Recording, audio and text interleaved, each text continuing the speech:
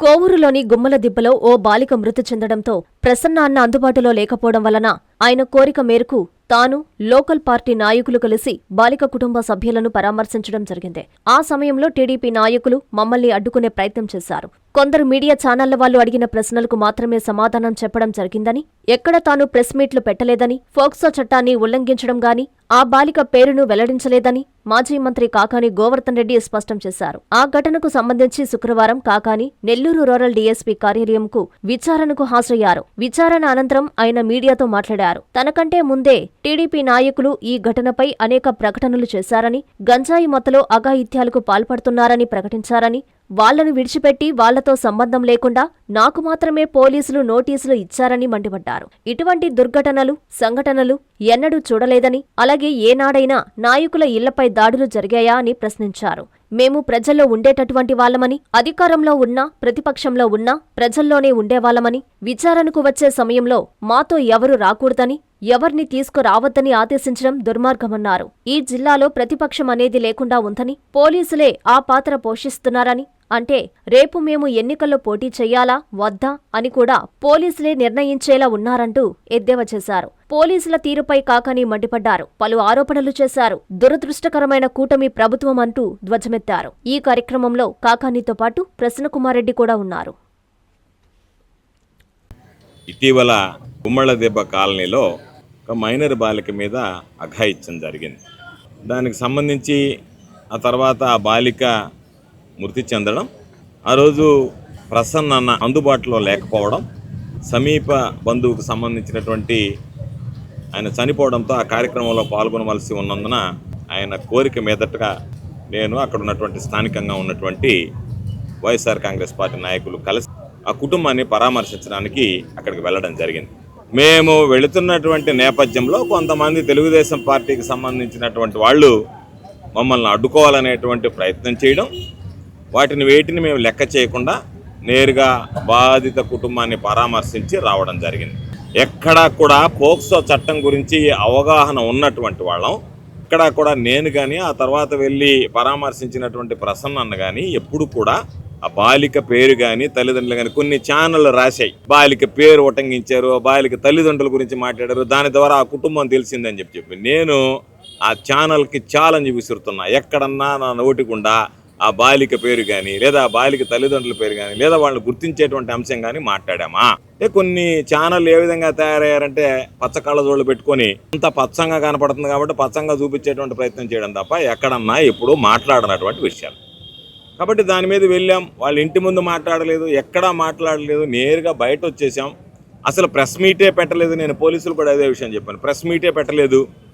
Media అడిగినటువంటి ప్రశ్నలకు సమాధానం చెప్పాం. ప్రెస్ మీట్కి మీడియా అడిగేదాని వివరణకు కూడా తేడా తెలియకుండా ఈరోజు కొంతమంది మాట్లాడుతున్నారు. మేము ఎక్కడా ప్రెస్ మీట్ పెట్టలేదు. ప్రెస్ మీట్ అంటే నేను పిలిచి మాట్లాడడం. పరామర్శించి వెళ్ళేటప్పుడు అక్కడ ఉన్నటువంటి మీడియా అడిగినటువంటి కొన్ని ప్రశ్నలకి మేము సమాధానం చెప్పడం జరిగింది.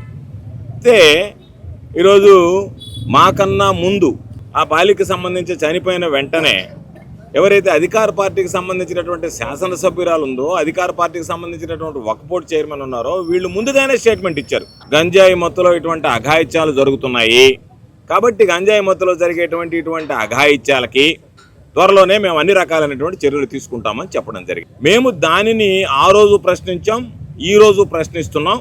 ఎప్పుడు తీసుకుంటారు? చంద్రబాబు నాయుడు గారు ఏం చెప్పాడు? 3 నెలల లోపల ఈ రాష్ట్రాన్ని గంజాయి రహిత ఆంధ్ర రాష్ట్రంగా మార్చేస్తామని చెప్పాడు. ఇప్పుడు ఎన్ని రోజులైంది? దాదాపుగా ఈ సంఘటన జరిగేటప్పటికి 19 నెలలు, ఈ రోజుకి 20 నెలలు. ఈ రోజు కుప్పల తెప్పలుగా గంజాయి దొరుకుతుందని నిద్రలేస్తే నెల్లూరు సెంట్రల్ జైలు మొత్తం, ఆ విజయవాడలో ఉన్నటువంటి యువత మొత్తం గంజాయికి బానిసలు అయ్యారని చెప్పి రోజు తీసుకొచ్చి వ్యానుల్లో బస్సుల్లో తరలిస్తున్నారు. ఇక్కడికి వ్యానుల్లో బస్సులు ఇక్కడి నుంచి తరలించకపోయి అక్కడ వాళ్ళందరూ కోర్టు ముందు హాజరవుతున్నారు. ఇటువంటి పరిస్థితుల్లో ఈ రాష్ట్రంలో గంజాయి విచ్చలవిడిగా ఉంది. దానికి సంబంధించినటువంటి హత్య జరిగింది, ఈ అఘాయిత్యం జరిగింది అని చెప్పి స్పష్టంగా ఉన్నటువంటి తెలుగుదేశం పార్టీ నాయకులు పేర్కొనడం జరిగింది. వాళ్ళని విడిచిపెట్టి వాళ్ళతో సంబంధం లేకుండా నాకొక్కడికే నోటీసులు ఇచ్చారు. అంటే ఈ ప్రభుత్వం నిందితుల పట్ల ఎవరైతే ఉన్నారో ఉదాసీనంగా వ్యవహరించి వాళ్ళ కొమ్ము కాస్తూ బాధితుల పట్ల ఈరోజు ఇబ్బంది పెట్టేటువంటి పరిస్థితి. ఎందుకంటే ఇటువంటి దుర్ఘటనలు, ఇటువంటి సంఘటనలు ఎన్నడూ చూడలేదు మనం. ఏ రోజైనా నెల్లూరు జిల్లాలో ఇళ్ల మీద దాడులు ఎప్పుడన్నా చూసామా? అటువంటి సంఘటనలు ఈరోజు మనం చూస్తున్నాం. కాబట్టి మేము ఆ రోజు చెప్పాం, దాని మీద నాకు నోటీసులు ఇచ్చి రమ్మన్నారు. ఒకరోజు వస్తామంటే మళ్ళీ వద్దన్నారు. మరలా రెండోసారి నోటీసులు ఇచ్చారు. మళ్ళీ మా దగ్గరికి వచ్చి వివరణ తీసుకుంటామన్నారు, వివరణ తీసుకోలేదు.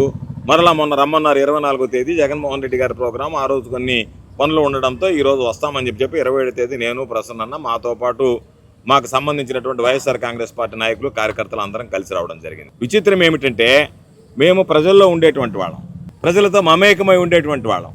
నిత్యం అధికారం ఉన్నా ప్రతిపక్షంలో ఉన్న ప్రజల పక్షాన ఉండేటువంటి వాళ్ళం, నేను కానీ ప్రసన్న కానీ. ఈరోజు మమ్మల్ని ప్రజల నుంచి వేరు చేయడానికి పోలీసులు ప్రయత్నం చేస్తున్నారు. మీరు ఎవరితో రాకూడదు, ఒంటరిగా రావాలా, మీతో పాటు బళ్ళు రాకూడదు, మీతో పాటు మనుషులు రాకూడదు, ఇక్కడికి మనుషులు రాకూడదు, వస్తే మీరే జవాబుదారీ అని చెప్పి. అంటే మేము ఇంకా రాజకీయాల్లో కూడా రేపటి రోజు పోలీసు ఆర్డర్ వేసి తట్టుకుంది మమ్మల్ని మీరు పోటీ చేయడానికి కూడా లేదని, మీరు శాసనసభ్యులుగా కూడా పోటీ చేయడానికి లేదనేటువంటి నోటీసులు కూడా ఇస్తారేమో మాకు అనిపించింది. నేను చూస్తే మీరు జనాల్లోకి పోకూడదు, జనాలతో తిరగకూడదు, జనాలతో మాట్లాడకూడదు, జనాలు మీ దగ్గరికి రాకూడదు, మీతో పాటు జనం రాకూడదు, మీరు జనానికి వేరుగా ఉండాలని చెప్తే రేపు పంచాయతీ ఎలక్షన్లు వస్తున్నాయి, బహుశా అందరికి నోటీసులు ఇస్తారో మీరు పోటీ చేయడానికి లేదు, రేపు మేము ఎమ్మెల్యేలకు కూడా మాకు నోటీసులు ఇస్తారో మీరు పోటీ చేయడానికి లేదని. కాబట్టి ఇంత దురదృష్టమైనటువంటి ఇంత దౌర్భాగ్యమైనటువంటి ప్రభుత్వాన్ని మేము చూడలే. ఈరోజు ప్రతిపక్షంలో ఎవరు మాట్లాడే వాళ్ళు లేరు ఈ జిల్లాలో. నెల్లూరు జిల్లాలో వైఎస్ఆర్ కాంగ్రెస్ పార్టీకి ప్రతిపక్షం ఎవరంటే పోలీసులు ప్రతిపక్షంగా వ్యవహరిస్తున్నారు. టీడీపీ వాళ్ళు వదిలిపోయారు, వాళ్ళు చేతులు ఎత్తేసారు, హ్యాండ్స్ అప్ అన్నారు, వీళ్ళే ప్రతిపక్షం. కాబట్టి ఇటువంటి నేపథ్యంలో ఈరోజు వీటికి భయపడం, నాకు నోటీసులు ఇస్తారు, ప్రసన్న దగ్గరికి పోతే ఆయన ప్రశ్నిస్తారు, లేదు ఇంకొక ఆయన పోతే నోటీసు ఇచ్చినటువంటి దాంట్లో బాధాకరమైనటువంటి విషయం ఏంటంటే పోలీసులు తెలిసి చేస్తున్నారా తెలియక చేస్తున్నారా ఏదో ఒకటి చేసేద్దామని చేస్తున్నారో తెలియదు, కానీ ఆ చట్టం అనేటువంటి దాని మీద కొన్ని నిబంధనలు ఉంటాయి. ఎవరు ఇవ్వాలి, ఒకవేళ ఇవ్వాలి అనుకుంటే బాధిత కుటుంబానికి సంబంధించినటువంటి వాళ్ళు ఇవ్వాలి. దారిని పోయే దానాలు ఇస్తారా? తెలుగుదేశం పార్టీకి సంబంధించినటువంటి వాడు ఇప్పుడు నేను పోయి ఒక కంప్లైంట్ ఇస్తాను, తీసుకోమనండి డిఎస్పీ గారిని, ఎవరైతే అక్కడ పోయి మాట్లాడారో వాళ్ళ మీద. కాబట్టి ఈరోజు నాకు నోటీసులు ఇచ్చారు, నాతో పాటు నా బిడ్డ పూజితమ్మకి నోటీసులు ఇచ్చారు. అంటే ఆ పాప ఇచ్చినటువంటి సమాధానం నాకు నచ్చింది. ఆ పాప ఏమన్నదంటే పూజితమ్మ సమాధానంలో, ఈ విధంగా మీరు నన్ను అడుగుతున్నారు, నీ దగ్గర ఏదన్నా ఆధారాలు ఉంటే ఇవ్వండి, తదుపరి విచారణకు అని అడుగుతున్నారు. లడ్డు విషయంలో ముఖ్యమంత్రి ఉప ముఖ్యమంత్రి మాట్లాడినటువంటి వ్యాఖ్యలకు వాళ్ళకి నోటీసులు ఇచ్చి వివరణ తీసుకుంటారా? ఏ ఆధారం ఉంటే జంతువులు కొవ్వు కలిసింది, ఫిష్ ఆయిల్ కలిసింది, దాంట్లో పిగ్ ఫ్యాట్ కలిసిందని మాట్లాడారా, వాటికి మీరు వివరణ తీసుకుని విచారణ చేస్తారా అని చెప్పి అడిగింది. కాబట్టి ఇది దురదృష్టకరమైనటువంటి ప్రభుత్వం, దౌర్భాగ్యమైనటువంటి ప్రభుత్వం, కూటమి ప్రభుత్వం. మా మీద కక్ష సాధింపులకు పాల్పడుతున్నారు. మా ఈ సుదీర్ఘంగా రాజకీయాల్లో ఉన్నటువంటి కుటుంబాలు, ఈ రోజు వచ్చినటువంటి కుటుంబాలు, పెద్ద నల్లపరెడ్డి శ్రీనివాసులు గారి దగ్గర నుంచి ఇప్పటికి కూడా నెల్లూరు జిల్లా ప్రజలు ఆరాధ్య దైవంగా భావించేటువంటి కుటుంబ వారసత్వ రాజకీయాలను కొనసాగించేటువంటి వాడు ప్రసన్న. కాబట్టి ప్రసన్నకి పాపం ఒకటి విషయం ఒప్పుకోవాల్సిందే, ప్రసన్నకి పాపం ప్రజాబలం ఉంది, ప్రసన్న దగ్గర ధనబలం లేకపోవచ్చు. రేపు రాబోయేటువంటి రోజుల్లో కోవూరు నియోజకవర్గంలో మరలా ఆ ప్రజాబలంతోనే ప్రసన్న ఏందనేటువంటిది రాష్ట్రానికి చూపించబోతున్నాడు అనేటువంటి విషయాన్ని గుర్తుంచుకోండి. కాబట్టి మీరేదో అనుకున్నారు కదా, మేమేదో బ్రహ్మాండంగా డబ్బు ఉంది కాబట్టి మేము డబ్బుతో ఏదైనా చేద్దాం కదా అని అనుకోవడం.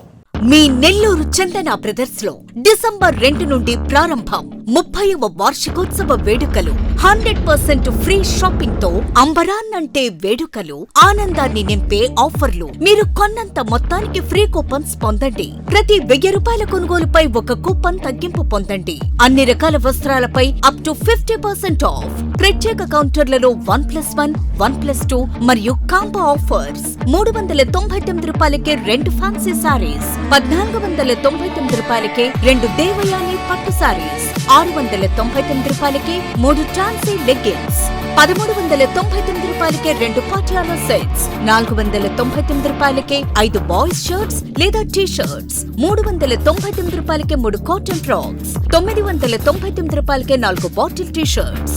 Raymond, Arvind, Reid and Taylor brands పై అప్ టు 49% ఆఫ్. విచ్చేయండి Chandana brothers, trunk road, Nellore.